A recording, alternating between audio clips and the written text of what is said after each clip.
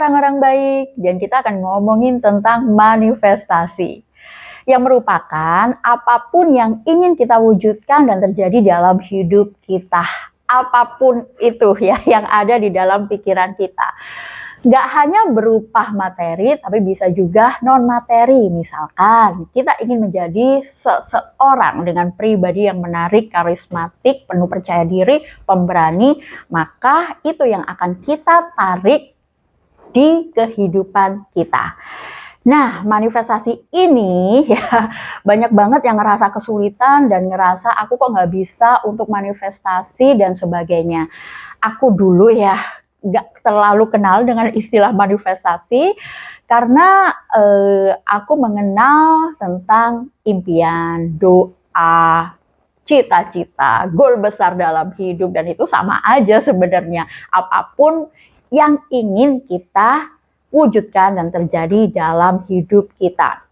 Nah, aku akan sharing tentang perjalanan manifestasi karena aku ingat beberapa hal yang mungkin ini bisa membantu kamu dalam proses manifestasi agar terasa mudah dan menyenangkan, karena manifestasi ini teman-teman itu sebenarnya terjadi secara instan dan memang hal-hal itu natural banget.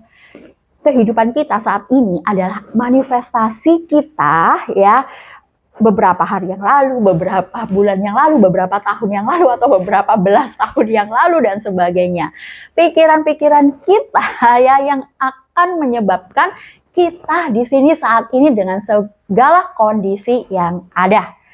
Aku sejak kecil selalu suka membaca buku pengembangan diri ataupun buku-buku lain ya. Aku sangat suka membaca buku seri Chicken Soup dari Jack Canfield ya. Aku hampir punya seluruh koleksinya. Dan itu yang mungkin membantuku untuk terus bisa berpikir positif dan merasa bahwa apapun ya dalam hidup kita pasti kita bisa melakukannya. Dan aku juga mengenal tentang manjada wajada ya. Jika kita bersungguh-sungguh, maka apapun yang kita lakukan akan berhasil. Itu yang aku pegang. Sehingga kayaknya aku flashback lagi ke kehidupanku saat aku baru lulus kuliah. Aku berjalan-jalan ya. Kemudian aku melihat sebuah rumah sakit baru yang belum pernah aku lihat sebelumnya, dan aku berpikir, kayaknya enak banget kalau misalkan bisa praktek di sini. Dan teman-teman, 3 hari setelahnya, itu pun aku nggak pernah mikirin lagi ya. 3 hari setelahnya, tiba-tiba aku ditelepon oleh orang rumah sakitnya dan menawarkan pekerjaan karena direkomendasikan oleh salah satu temanku. Aku nggak tahu sampai sekarang siapa temanku itu. Dan aku pun menjawab, iya, oke, aku mau. Karena aku berpikir bahwa ketika masih muda ya, kita itu pengalaman apapun kerjakan aja ya. Dan itu adalah salah satu hal yang menjadi tempat yang sangat menyenangkan bagiku, sehingga aku bertahun-tahun praktek di situ. Akhirnya aku menikah dan aku mulai memikirkan hal lain. Enak kayaknya ya kalau misalkan nih aku praktek di klinik yang nggak ada shift malam. Oke. Dan besoknya temenku langsung telepon aku, Ki, ini ada lowongan kerjaan sebagai dokter praktek di klinik kecantikan juga sebagai penanggung jawabnya. Ini enak banget, bla bla bla bla. Aku langsung jawab, oke, aku mau, dan aku langsung diterima. Dan itu juga menjadi salah satu hal yang sangat menyenangkan karena bertemu dengan banyak orang-orang baik dan sebagainya yang membuat pengalaman-pengalaman yang berbeda dalam hidupku. Karena tentu saja ketika praktek di klinik kesehatan dan klinik kecantikan itu sangat berbeda sekali ya. Dan aku sangat menikmati pekerjaanku hingga ketika aku memiliki anak, aku pun berpikir lagi, enak kayaknya ya kalau misalkan aku bisa bekerja dari rumah, tapi aku tetap bisa untuk terus berkreasi, bisa menginspirasi dan melakukan hal-hal yang menyenangkan serta tetap produktif. Itu aku sambil bayangkan dan tetap bekerja seperti biasanya. Dan beberapa bulan setelahnya aku mendapatkan tawaran peluang bisnis yang aku langsung klik di hati dan aku menjawab iya, aku mau. Dan itu aku lakukan sampai sekarang dan menjadikan sebuah pengalaman yang luar biasa bagi hidupku. Kok kayaknya mudah banget ya kalau diinget-inget, kita membayangkan dengan perasaan bahagia ya, seakan-akan itu sudah menjadi milikku dan kita nggak ngerti jalannya di mana dan sebagainya.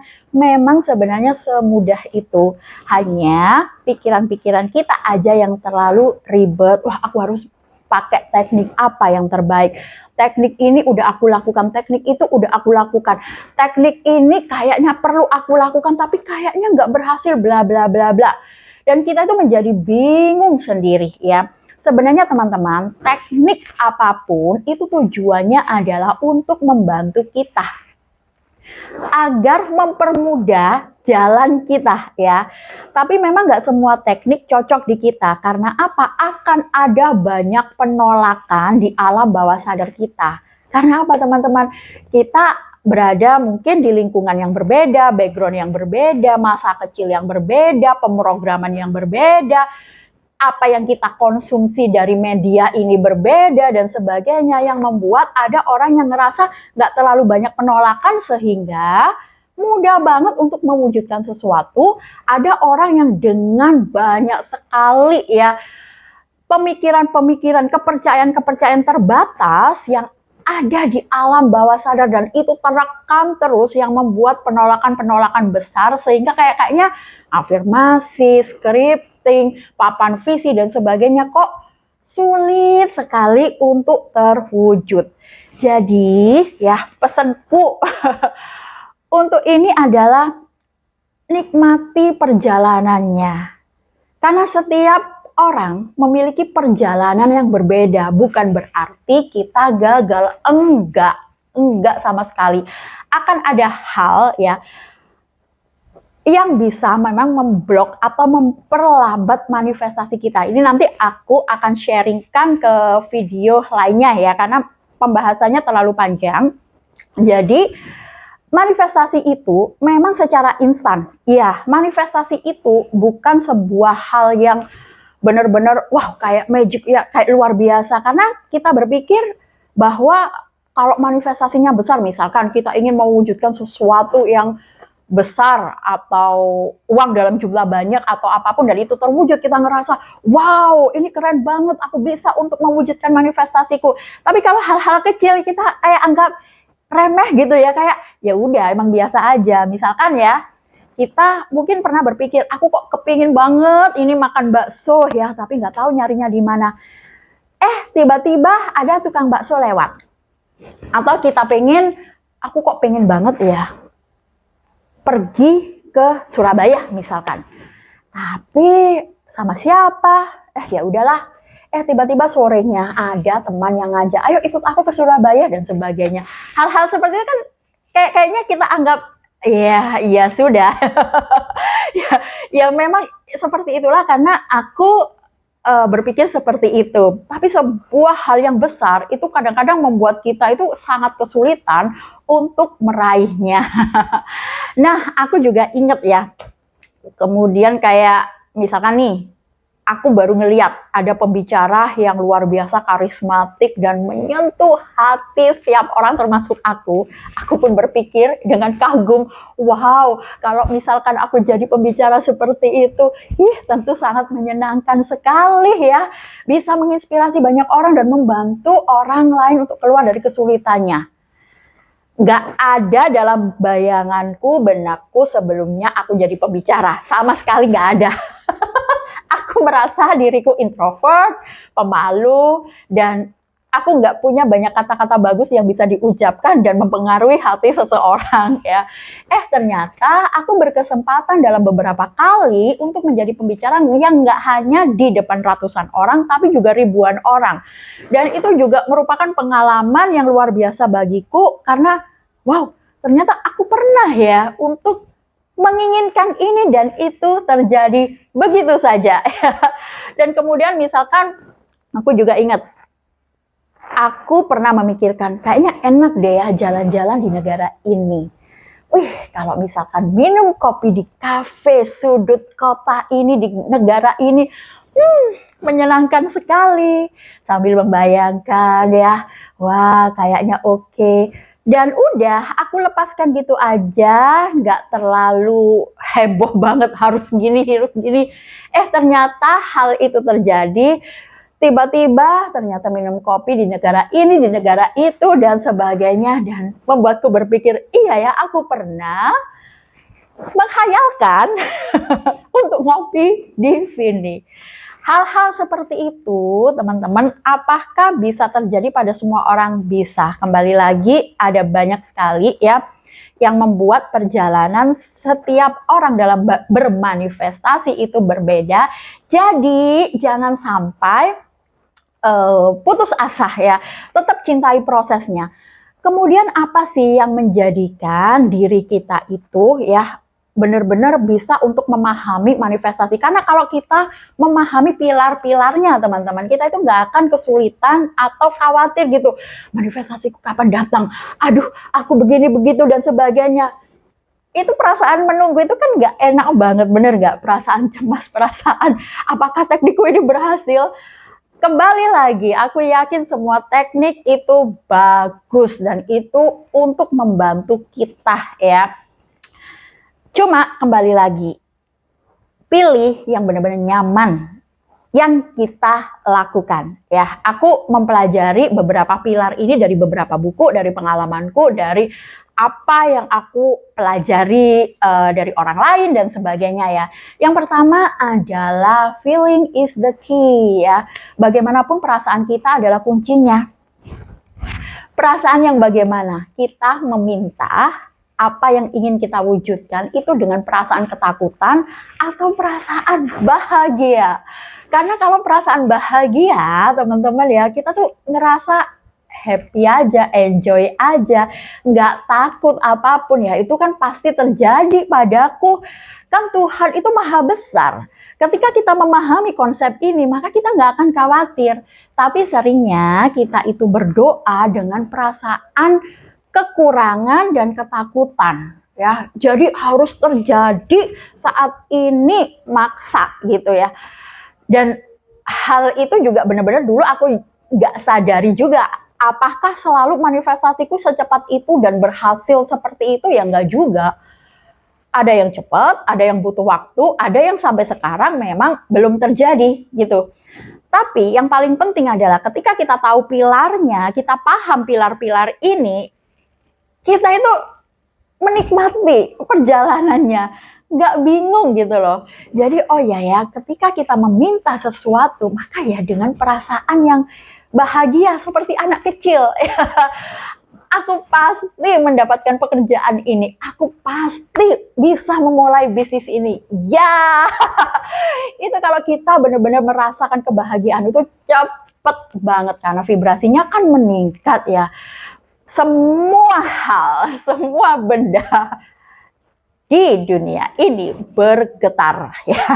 Ketika vibrasi kita tinggi ya kita akan menyamakan gitu dengan frekuensi yang kita inginkan. Makanya kenapa benar-benar terus rabah perasaan kita ya.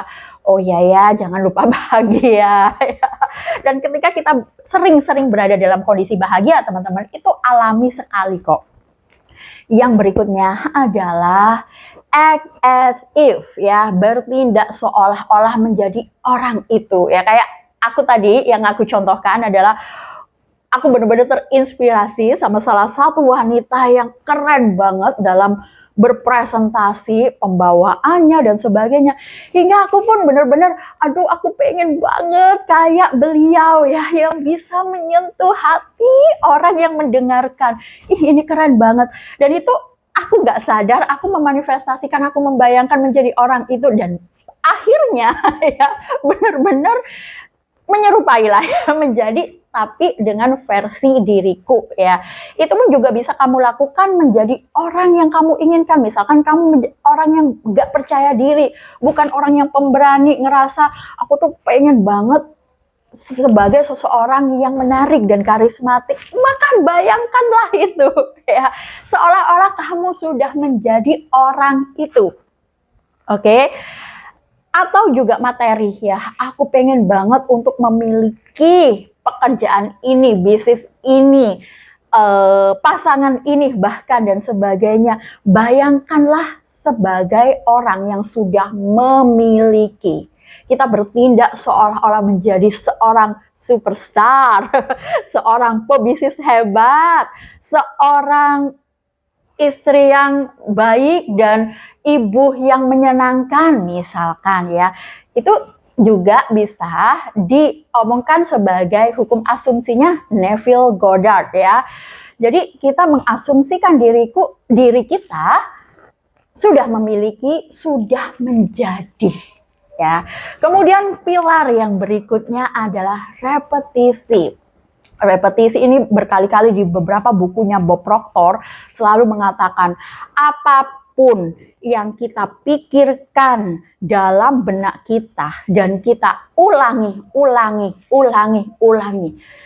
bagaimanapun juga itu pasti terjadi. Itu juga dikatakan oleh Napoleon Hill ya, yang dimana apapun yang terpikirkan di dalam pikiran kita itu akan berada di tangan kita, cepat atau lambat. Maka benar-benar di sini adalah poinnya fokus, teman-teman. Nah, seringnya kita kan fokus di hal-hal negatif. Nah, ini problemnya ya. Masalahnya adalah hal positif akan juga berlaku dengan hal negatif. Yang intinya gini, ya. Kita meminta menjadi seorang yang berkelimpahan, misalkan ya. Aku mau menjadi orang yang berlimpah, yang benar-benar luar biasa, sukses, bla bla bla.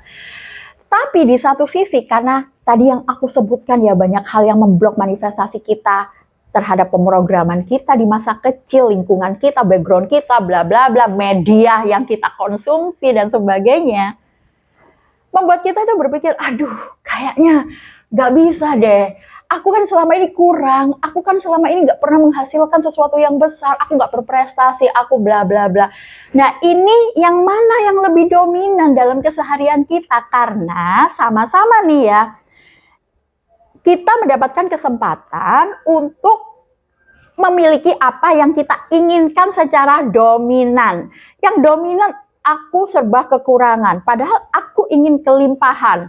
Nah, bingung kan? Maka yang terwujud adalah ini, aku orang yang kekurangan. Nah, ini ada teknik-tekniknya teman-teman untuk merilis emosi, melepaskan emosi, untuk program ulang alam bawah sadar kita. Aku akan sharing di video yang lainnya ya. Karena memang semua orang itu bisa berubah, keadaan itu bisa berubah. Seberapa umur kalian atau apapun background kalian, apapun kondisi kita saat ini, semuanya bisa diubah. Jadi jangan khawatir, oke? Dan berikutnya adalah visualisasi ya. Ini teknik yang aku tadi jelaskan, aku sering membayangkan sejak kecil ya. Dan itu memang terjadi. Visualisasi menurutku adalah teknik yang sangat ampuh sekali ya untuk menarik manifestasi kita itu mendekat. Tapi banyak orang yang sangat kesulitan untuk visualisasi karena mengaktifkan 5 panca indera itu, bagaimana merasakan sesuatu yang seolah-olah nyata. Karena kembali lagi, pikiran kita itu nggak bisa membedakan antara yang nyata atau enggak. Jadi benar-benar menghack pikiran kita ya. Itu luar biasa banget, teman-teman harus pelajari visualisasi ini. Tentu aja akan ada banyak sekali teknik ya. Akan ada banyak sekali teknik. Kalau teman-teman nyaman dengan teknik scripting, journaling. Oh ya, aku juga suka journaling dari kecil. Sampai sekarang aku pun journaling. Jadi akhirnya tahu, loh ini impianku tercapai, udah tercapai. Oh ini belum tercapai, udah nggak apa-apa, santai aja, pasti terjadi kok dalam hidupku gitu ya. Journaling, scripting, kemudian apalagi papan visi, visualisasi, ada robotic affirmation ya, kemudian apalagi nih, banyak banget ya teknik-tekniknya yang membuat kita itu pokoknya nyaman ya, karena kalau nyaman kita akan lakukan lagi dan lakukan lagi. Dan yang berikutnya adalah disiplin teman-teman ya. Disiplin dalam hal apa? Disiplin dalam hal bahwa kita perlu paham hal-hal positif yang menggetarkan jiwa kita untuk selalu bahagia dengan rasa syukur, itu akan mempercepat manifestasi. Bagaimanapun juga Tuhan dengan segala kebaikannya, Tuhan itu maha pengasih, maha penyayang, maha pemberi. Pokoknya sudah apa yang kita inginkan itu diberi ya kan. Itu kan seneng banget kalau kita itu menjadi orang yang bersyukur, orang yang berterima kasih, dan kita disiplin dalam hal itu. Jangan sampai kita karena kebiasaan itu terprogram di alam bawah sadar kita hingga kita itu sadar dan akhirnya melepaskan kebiasaan-kebiasaan yang nggak baik. Ini problemnya. Kebiasaan itu kita nggak ngerti, kadang-kadang itu menjadi sebuah kebiasaan. Misalkan sering julid kepada diri sendiri, sering menghakimi diri sendiri, sering ngomongin hal-hal, aku kayaknya nggak bisa deh, aku ini orang yang bla bla bla bla, nggak sadar padahal itu menghakimi diri kita, dan akhirnya realitas ya yang kita miliki saat ini itu adalah hasil dari pikiran-pikiran kita ya, kejulitan kita, penghakiman kita terhadap diri kita sendiri. Maka kenapa disiplin dalam hal rasa syukur, penuh cinta, fokus kepada hal-hal baik, hal-hal positif yang membuat hidup itu menyenangkan. Bagaimana kita meromantisasi hidup. Ada video khusus tentang meromantisasi hidup ya. Kamu bisa tonton video tersebut dan itu akan membawakan banyak hal dan mempercepat manifestasi di kehidupan kamu. Oke, jadi benar-benar teman-teman ya, semoga apa yang aku sampaikan ini bermanfaat, karena manifestasi itu menyenangkan, bersenang-senanglah, jangan terlalu stres, karena segala sesuatunya itu kita tarik seperti citra diri kita. Dan hal yang paling penting juga ya teman-teman, di balik semua pilar manifestasi itu adalah hal-hal apa yang kita lakukan selama proses manifestasi. Ini sebenarnya ya terjadi secara alami, teman-teman ya. Ada yang menyebutnya aksi yang terinspirasi dan sebagainya. Tapi seperti yang aku contohkan dalam kehidupanku ya, dalam mencari pekerjaan atau bisnis dan sebagainya, aku nggak berdiam diri. Yang artinya ya aku melakukan sesuatu yang aku kerjakan setiap hari. Ataupun misalkan nih, kita lagi nggak dalam proses bekerja dan sebagainya, tapi aku ingin banget memanifestasikan pekerjaan impianku, bla bla bla. Terus apa dong yang harus kita lakukan? Nah, yang kita lakukan adalah bagaimana pilar-pilar manifestasi itu adalah act as if ya. Misalkan, aku pengen banget untuk menjadi seorang pembicara. Seperti yang aku lakukan ya, apa yang benar-benar menginspirasiku untuk menjadi seorang pembicara. Tiba-tiba aja aku baca buku, mempelajari hal-hal bagaimana berkomunikasi dengan efektif, mempelajari video-video yang benar-benar menginspirasi untuk menjadi seorang pembicara yang karismatik dan sebagainya. Contohnya seperti itu. Atau misalkan nih, kamu bermanifestasi untuk bisa kerja ke luar negeri atau sekolah lagi ke luar negeri dan sebagainya, maka sambil menunggu itu, tindakan apa yang harus kita lakukan? Ini terjadi secara alami sih teman-teman ya. Kamu akan tergerak kok ketika menginginkan sesuatu terjadi dalam hidup kamu yang benar-benar banget kamu inginkan. Akhirnya apa? Oh, mulai belajar bahasa asing, mulai mencari koneksi teman-teman yang bisa untuk kita belajar di sana dan lain sebagainya. Atau misalkan nih, kamu bermanifestasi ingin berat badan sekian dengan tubuh yang lebih langsing, kulit yang lebih bagus, bla bla bla dan sebagainya, lebih sehat, lebih bugar, maka akan secara alami kamu akan mulai mencari info-info tentang olahraga, mulai untuk mengambil sebuah keputusan bertindak ya. Oh, aku mau lari pagi, jalan pagi, oh makananku mulai jauh lebih sehat, udah nggak mau lagi makan makanan junk food dan sebagainya, udah bener-bener mengurangi bergadang, udah mulai rajin minum suplemen, kayak gitu. Jadi setiap tindakan kita itu biasanya akan terinspirasi dari apa yang kita manifestasikan ke dalam hidup kita, dan itu secara alami teman-teman, tanpa maksa. Karena kalau kita itu maksa melawan arus itu kan rasanya nggak enak banget, dan itu yang dinamakan keselarasan. Maka kenapa kadang-kadang kalau kita terlalu maksa dan sebagainya, apakah memang hal yang kita inginkan itu sudah selaras dengan jiwa kita gitu, atau kita ikut-ikutan nih, kayaknya itu menarik banget, aku pengen deh kayak gitu dan sebagainya. Karena kalau kita udah selaras dengan jiwa kita, itu benar-benar sesuatu yang kita inginkan dalam hidup kita, yang membuat kita itu mungkin ya jauh lebih menghargai diri, mencintai diri, dan bahkan bermanfaat bagi orang lain, maka itu benar-benar akan terjadi secara alami. Kita akan menggambarkan citra diri kita menjadi seseorang yang memang kita inginkan. Jadi seolah-olah ternyata udah tiba aja gitu ya di proses manifestasi kita. Kita nggak perlu untuk nungguin yang kapan ya itu terjadi, kapan ya ini bla bla bla, enggak. Dan kita menikmati sekali prosesnya. Begitu ya. Jadi aku harap ini bisa membantu teman-teman agar tidak terlalu stres, tidak terlalu frustasi, apapun cara atau teknik itu semua baik adanya ya, dan membuat kita benar-benar terbantu sekali, dan kita harus berterima kasih pada para kreator-kreator yang membagikan teknik-teknik tersebut yang berhasil di hidup mereka dan mungkin berhasil di hidup kamu. Semoga ini bisa membantu kamu, karena kalau kita paham tentang pilar-pilar dalam manifestasi ini akan membuat segalanya menyenangkan. Terima kasih sudah menonton video ini dan selamat bermanifestasi.